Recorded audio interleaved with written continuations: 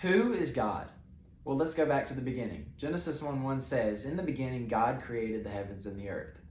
So according to Genesis 1, God is the creator. He is the one who created the universe and everything inside of it. But there's a very important factor of this verse that we cannot miss.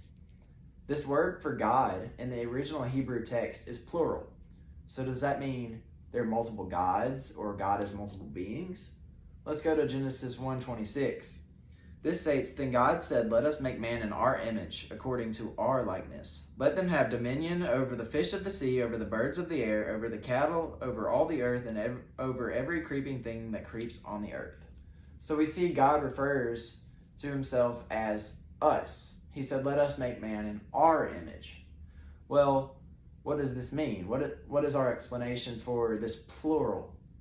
In Deuteronomy 6 verse 4, we see, "Hear, O Israel, the Lord our God, the Lord is one." Well, that doesn't make sense, but there's a simple explanation for it. The Bible paints the picture of the Godhead, also referred to as the Trinity. As you study through the Bible, you can see that there are three distinct beings of the Godhead. Let's go to Matthew chapter 28, verses 18 through 19. "Go therefore and make disciples of all nations, baptizing them in the name of the Father and of the Son and of the Holy Spirit, teaching them to observe all that I have commanded you. And behold, I am with you always to the end of the age." So we see from this verse to let us baptize in the name of the Father, the Son, and the Holy Spirit, which is three beings. These are all three members of the Godhead. When he says baptize in the name of, he means by the authority of. God is the ultimate authority for adding to his church. So therefore, the Father, the Son, and the Holy Spirit are all one, but distinct members of the Godhead. Think of it this way. God is one with three personalities, those being the Father, Son, and Holy Spirit. Now that we know what God is, let's look at who he is. Let's look at his attributes. Well, first, we see in Hebrews 4:13, "And no creature is hidden from his sight, but all are naked and exposed to the eyes of him to whom we must give account." This shows us that God is omniscient. He is all-knowing. He knows everything. He knows the past, he knows the future, and he knows everything that will happen. He is the Almighty, and he knows all.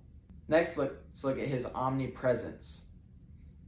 Psalms 139, 7 through 8 says, "Where shall I go from your spirit? Or where shall I flee from your presence? If I ascend to heaven, you are there. If I make my bed in Sheol, you are there."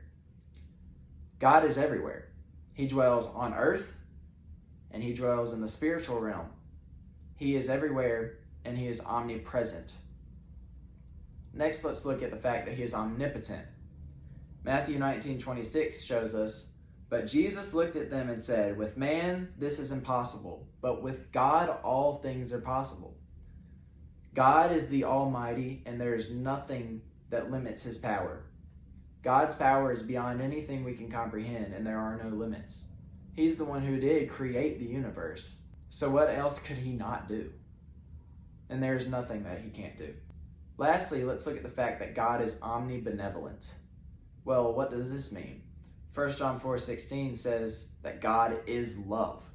God is an all-loving God. And this opens up opportunities for many other attributes. He is righteous, he is impartial, he is patient, he is long-suffering, and he is gracious. Lastly, let's look at who created God. We know in our universe that anything that is or happens requires a cause. But God is the creator of our universe. Therefore, he is outside of it. All that we know is time, space, and matter, but God is outside of that. Anything outside of time, space, and matter, we see, does not require a cause because God is eternal. He was not created, nor can he be destroyed. We see in Psalm 90 verse 2 that God will remain from everlasting to everlasting. God is outside of time, space, and matter, which makes it hard for us to comprehend. All we know is this world, and it's hard for us to see things that are outside of it. But what we do know is that we have a loving God, one who is all-powerful, who is almighty, who will always reign, and we have the choice to serve him. There is a God out there who loves and cares for us. He created this world and gave us everything in it, and he gives us something that is so much more and so much better. And that's what we're going to talk about in the next video.